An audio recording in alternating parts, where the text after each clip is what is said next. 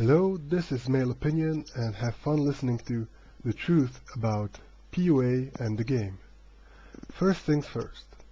This won't be a fanboy or a butthurt description of pickup artistry and the game. I'll try to give a balanced description of why I think that learning the game, which I will use here as a term that is intended to cover all the various schools of picking up women, can be either the best or the worst thing to ever happen to you. I won't mindlessly glorify it. I won't mindlessly hate it. If you want either of those, pick another video, another channel. So, why do I think I'm qualified to pass judgment on the game? Because I went from the most stereotypical nice guy possible to a quite bad version of the asshole, and then I grew up. And the game helped and hindered me all at once, all the time. This will be somewhat autobiographical, but bear with me. I would like you to know what the game did for me. If you don't understand that, you can't understand where my opinion comes from. So, history first. If you're watching this, I expect you know what the nice guy, also known as average frustrated chump, is. In case you don't, think science fiction, video games, too much time on the internet, etc. That used to be me in high school. Looking back, I can only laugh at my social ineptitude. But back then, not even getting a second date, much less in kissing a girl, was highly traumatic. So I did what many nice guys with a bazillion female just friends do. I turned to the internet in search for a solution, and voila, I stumbled across my first PUA guru. The names aren't important here though. What is important is that before I found the game, I didn't have the slightest idea about how to behave around women. I took ideas from romantic comedies and advice I got from my female friends and my mother. My father was not in the picture. That stuff did not work. So, when I found the game, there were these men who were telling me it's not my fault that I can't get laid. And, by the way, I would have settled for a first base back then. They were telling me that there are many other guys like me around, and that the problem is not us as men, but rather in how society brought us up. They were telling me that I was the victim of a broken system that didn't give me the right skill and mindset. They were telling me that they can help me. So I did what almost everybody does when offered the chance to be a victim. I dived right in. I started to read about how to talk to women with NLP, Neuro-Linguistic Programming Patterns. I started learning how to be cocky and funny. I started to read about stages of attraction, openers, psychology, body language, and so on. And I also started to apply all of this to my interactions with women. At first, I would take the stuff as it was presented to me and simply try to use it. There was the added difficulty that I had to properly translate everything if I wanted to apply it in my language where I live. But I finally had a system that I believed was actually going to help me. And it did. A year after I found the game, I moved to another city, met a nice girl, and spent the next 2.5 years with her, all the while learning more about the game and applying it in the relationship. My confidence grew as my interactions with other women also started to improve. At the end of those 2.5 years, my ego was sky high. I was convinced I could get any girl I wanted, so I ended the relationship and set out in search of something new. A month later, I was in a new relationship. Take a minute and picture a peasant that had to obey his whole life suddenly given absolute power over the whole world. That's how drunk it made me. While my girlfriend was the personification of the concept of a good girl, I became more and more the personification of the asshole. Eventually, I broke up with her too. I wanted more. Fortunately, deep down, my inner nice guy, or perhaps good guy, wasn't quite dead yet. I started feeling remorse. I swore to myself I wouldn't just blindly follow what was taught anymore. I knew for a fact that the stuff worked, for me at least, but I also knew that it turned me into a complete ass. So about 5 years after the first time I found the game, I went back and reread everything I had collected over the years on this topic. And in light of the experiences I got, the picture suddenly started changing. And this is the part where my game philosophy branches off from the literal interpretation to adhering to the spirit of the game. Let's start with examples of speech patterns that are or were used. And remember, these are only a few examples. You may not agree with the specific ones I give, but in general, I believe the idea behind my examples, is correct. So, the gurus would provide lines, the students would memorize those, and use them in their interactions with women. While the gurus did encourage the students to come up with their own material, they neglected, or didn't realize it themselves, to explain the concepts behind the lines they taught. Take this for an example. One could say, "You are beautiful," or "I like how you look," or "The way your hair falls on your shoulders is lovely, and that dress really brings out your deep eyes." While a purely logical being might argue that the idea behind all three is basically, "I think you're beautiful," in real life, all three will have different effects. The first one, "You're beautiful," is generic. Any idiot would say it, and it's even somewhat objectifying. It gives the impression that the speaker didn't put any effort into it, but rather just said something because he believes he has to. I'm not saying it is true. I'm just saying it can and likely will be perceived that way. Now the second example, so "I like how you look," is a bit better, although not by much. At least this one included a semblance of relationship between the admirer and the admired. But the third one, that's much better. God is in the details, one could say. This one shows perception. It shows that you took the time and put in the effort to notice something about her. Yes, from a male perspective, you're hot. It's not much different from number 3. But it's not about how you perceive it. It's about how she does. And here's the second thing. Most haters will say that the game is about dedicating your life to supplicating to a woman's every wish. Most fanboys will say that the game is about doing what you alone want. I believe the truth is a mix of both. If you take the gurus literally, you have to constantly try and spot what she, subconsciously or not, wants in any given moment, so you can give it to her and thereby move to the next stage of the seduction. However, that means that you treat every interaction as a project, and while you might enjoy completing a project, your focus won't be on her, but on the completion itself, which will mess you up for relationships. Believe me, it did mess me up, and I don't think I'm that special. And in my next relationship, that messed upness was heavily showing.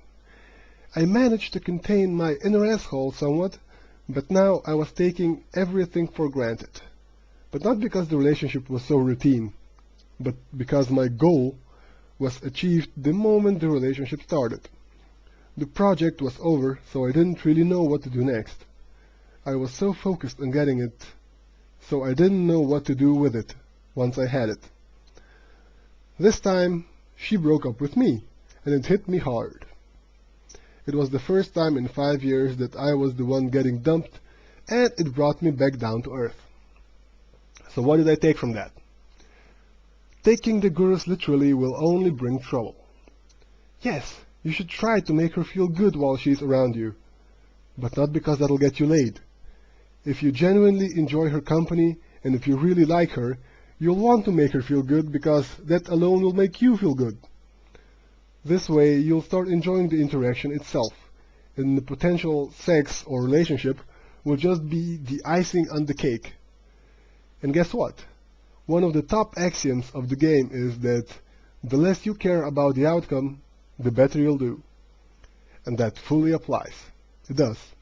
However, most literal followers of the game and most haters take that to mean that you're not supposed to care about the woman you're with, which couldn't be farther from the truth in my opinion. You definitely should care about her. You're there with her, communicating with her. You decided to spend time with her and she decided to spend time with you. It's just common courtesy and sense that you would care about her. But there's a difference between expecting wedding bells or sex or just a fun date. And in case it's not clear, I believe that a fun date should be your priority. A fun date. Just that alone. And I have yet to meet a woman, or anybody else, that wouldn't want to repeat a fun evening. And here's another gem of game wisdom. Literal followers and/or haters would claim that the game is all about treating a woman like a biological machine where just hitting the right combo of emotional buttons and triggers will get you what you want.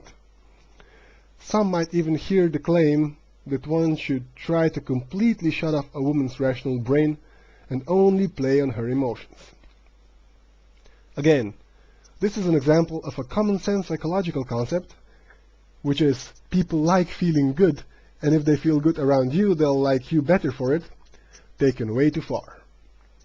The same goes with cocky and funny, literally understood as being an arrogant smart ass, which I believe is all about having a sense of humor that goes beyond fart jokes, and about having the confidence to friendly tease a woman, even like you might tease your little sister.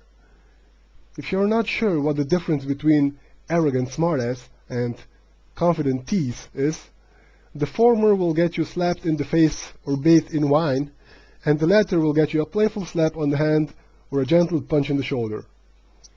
I could go on and on and on, as there are many more examples. But let's not. The idea that you should have stock conversation starters, are they lame pickup lines or a crutch for guys who are not confident enough yet to simply start talking to a stranger, especially a hot stranger? Also, the idea that you should have some stock stories. Are these stories lies, lies and more lies? Or are stories just a way to tell somebody about yourself in a way that's actually interesting?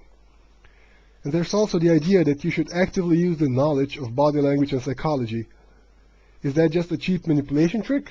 Or a way for the socially handicapped or less apt to lead a normal life? I'll focus some more on the last one, since body language is a field that actually interests me a lot. Now, I grew up to be a geek, and even though nobody now could tell if I didn't start talking about Star Wars or Star Trek, I used to be completely socially inept. I could work with males, but with females, especially those I liked, I was a nervous wreck. It's common knowledge that if women live together long enough, even their periods will sync up. That's the ultimate level of what's called mirroring, when people have good rapport. A more everyday example is when two people are getting along really well, they will start to mirror each other's body posture, speed, and pitch of speech, even speech patterns. When one drinks, the other person will soon follow, etc. That happens naturally for people that are feeling relaxed and confident that the whole interaction is going well. Guys that seek out the game do not feel relaxed when dealing with women. That's the whole problem. So they use the stuff they get from gurus as a crutch. It gives them at least the illusion of a small amount of control. And for many that's enough, so they can finally relax at least a little bit. And relaxed men are way more attractive. Why do people dislike, even hate men who try to learn and apply the game? Because they're perceived as creeps who are only trying to manipulate women into sex. And that is really not a fair assessment for most of them. I agree, there's a certain percentage that only wants to use this knowledge to get laid as much as possible. But they're about as common as are radical feminists, radical MRAs, or any other radical wing of any ideology or movement. Not all that common. Most guys are only trying to improve their chances of meeting a good woman they could form a real relationship with. And I'm quite sure that most of them feel some resentment towards women to some degree because of past rejections, and most, if not all, will likely go through an asshole phase, just like I did. I won't say that that's a good thing or fair to the woman they hurt because of it. However, I do think it's a logical consequence, and sooner or later most will actually work through it and leave it behind. One of the most important concepts, and I think the only one that is really shared among all different schools of the game, is the concept of inner game. There are different expressions for this, but its actual meaning is the same. And this meaning is that all schools believe that a man must first and foremost improve himself if he is to be successful with women or anywhere else for that matter. A man must have confidence. He must stand up for himself and his convictions. He must take care of his physical appearance. He must learn how to behave and manners in general. He has to be able to enjoy life by himself. He has to find and strive for a higher goal. Once he does all of this, he will be naturally attractive to women. And this is the core principle behind all of the game. Men have to improve themselves.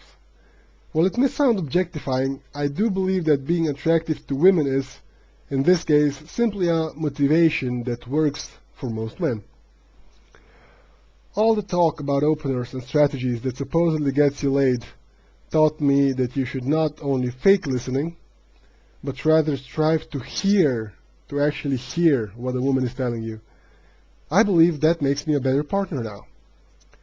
All the talk about how you should tell stories that show how dependable, respected, exciting, and so on you are, taught me that you should strive to develop these and other positive character traits and to engage in life so you won't have to make up stories anymore. So you actually have your own interesting stories. And I believe I do now. All the talk about noticing details about women and their body language taught me that being perceptive is important. And so is knowing that at least the basics of body language can take you very far. This helped me through many important human interactions and got me through many job interviews. Not to mention that now I notice when my partner is troubled. Men complain that they're expected to be mind readers. No guys, you don't have to be. Becoming a body reader is more than enough. All in all, I believe that after you stop taking the game literally, all it teaches and encourages is how to become a better man in the 21st century, when a giant biceps just isn't enough anymore. Today, I wouldn't classify myself as a nice guy anymore. Neither would I say that I'm an asshole or a player. I'm just me. I like spending time with women and I enjoy their company, and they seem to enjoy my company as well. I still have my ups and downs, nice guy and jackass moments. It happens. But now I know how to recognize them. These years of studying and living the game taught me that appreciating the value of a real relationship isn't that easy if you don't actually know what the things that can actually go wrong are. All these years taught me that women do not deserve any less respect for being different from us, different from men. All these years of living the game taught me that once we're actually equal, only then can we really enjoy spending time together. And most importantly, all these years taught me that self-improvement is more important than anything else. I'm single now. It's been about a year since my last long-term girlfriend broke up with me, and that hurt. But it also made me think a lot. That single event helped me to improve myself more than the game. But without the experiences I got because of the game, I wouldn't even know what I did wrong. After I got into the world of the game, I, like many others, despised the most common piece of advice men get from women on this topic. Just be yourself. Now, I wholeheartedly agree with it. Be yourself. But it doesn't mean you're not supposed to change. It means you're supposed to be the best yourself you can be. And if you are the best yourself you can be, you'll have no problems in life. So, if there's a final piece of advice I can give to a guy that's just starting out on the path I walked, it's this. Once you get a girlfriend with these methods, also listen to her. Listen to what she's trying to tell you. Don't focus on what she's literally saying, mind you, but on what she's trying to tell you. And then do it. Because likely it's a good idea. Always remember that the woman that really loves you, she just wants to help you become the best you can be. And usually, in my experience anyway, she knows the way there better than you, even though she